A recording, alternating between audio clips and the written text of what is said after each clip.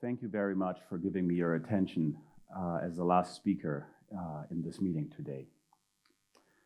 Imagine you're supposed to teach a subject, but you don't have your own classes. Let me say this again. Imagine you have to teach a subject, but you don't have your own classes. This is the situation that I was faced with some time ago.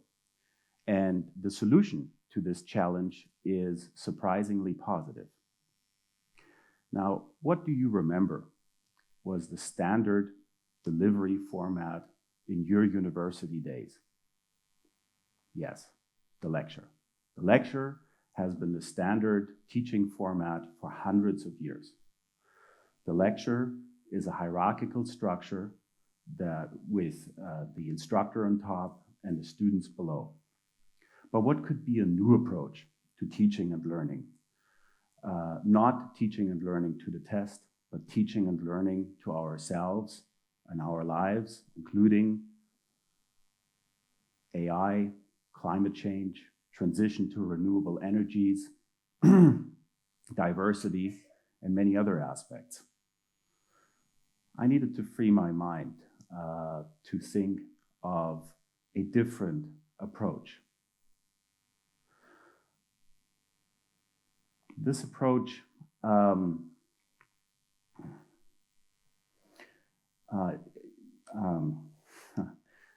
needed to change from a hierarchical mode of teaching and learning to a collaborative model. In a collaborative model, students participate actively in the learning process, and instructors are integrated with the students as well. There is mutual exchange and there is collaboration. It's basically the idea that you go from the pyramid to a circle. Now, let's free our minds again and think of challenges that universities have been facing and that universities will be facing increasingly often in the near future and the days to come. AI evidently holds huge potential, but there's also a lot of concern about AI. Then during COVID, there were declining student numbers during and after COVID. And in some parts of the world and in other parts of the world, the demand for higher education is projected to increase drastically. Then our economies have been changing at a very fast pace. Our societies recognize diversity more openly, climate change, renewable energies as well. And of course, universities have to react to these changes to remain relevant today and in the future.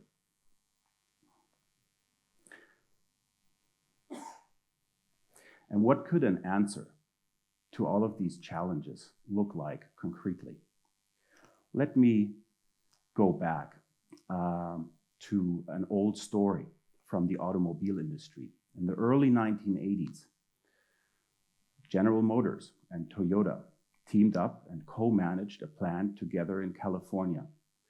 The story of this plant, which is called NUMMI, New United Motor Manufacturing Inc., is remembered to this very day because it transformed the worst performing plant at General Motors into the best performing plant in a very short period of time. Now, the advent of online learning and teaching during COVID and the impact of AI have accelerated a similar and evolving sea change in higher education.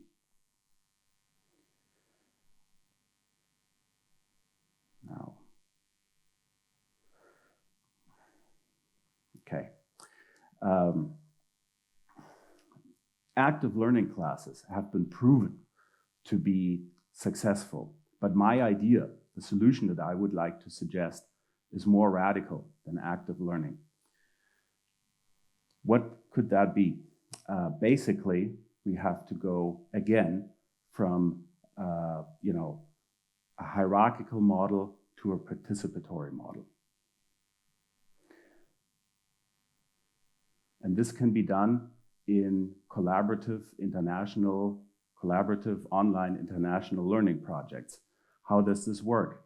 You put students from 2 or 3 geographically removed universities together. They form mixed groups.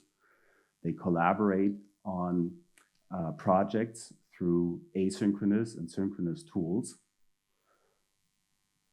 Yeah, and an example for such a project that is going on as I speak, you can see it behind me right now, combines 2 German universities and 2 Polish universities.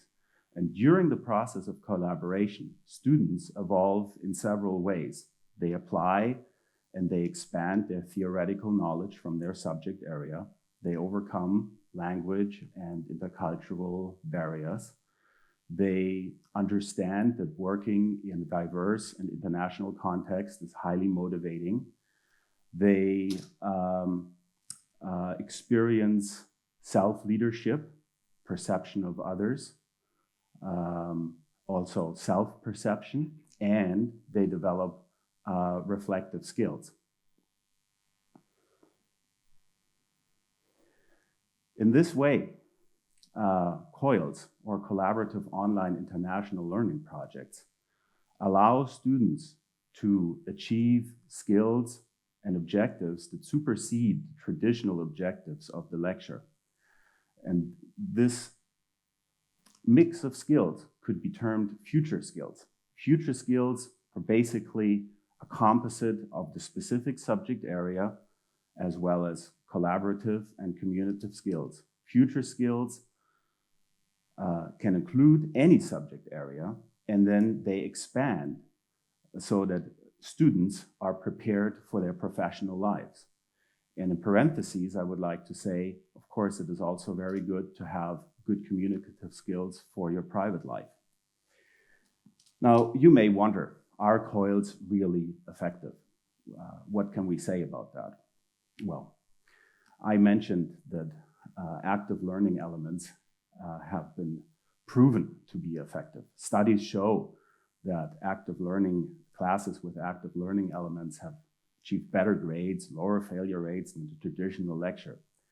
And the COIL, as I'm suggesting it here to you, is the most intense collaborative experience. COILs are effective because students work and learn in a proven environment that is international and diverse, and that is a big benefit. Then COILs allow students to pursue their own interests within their studies. And most of all, COILs challenge students because they're exposed to a partially unpredictable situation, even though it's still a controlled environment. In COILs, students have to collaborate with other students they have never met before.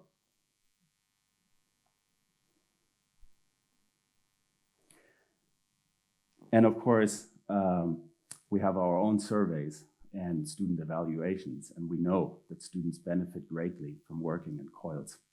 Now let me go back to one of the aspects at the beginning of this talk.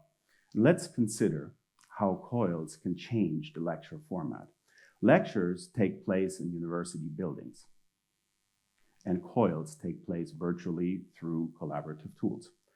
So you might think COILs are basically just a type of online group work. Group work, as you all remember it from your school days, maybe your university days. But COILs are not group work. The moment you integrate a COIL into your lecture series, your lectures will start helping your students to perform better in the COIL. The COIL basically becomes the center and the true objective of your lecture series.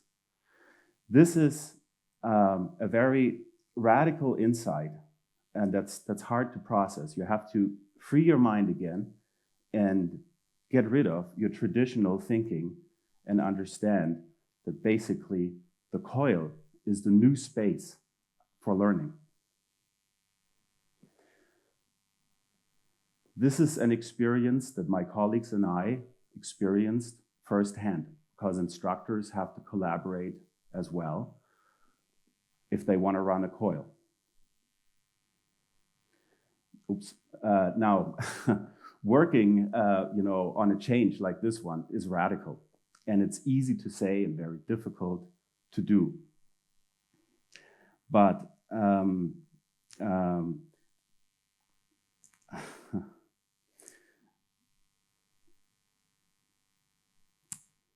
it freed my mind, basically. The idea that I didn't have my own classes anymore freed my mind.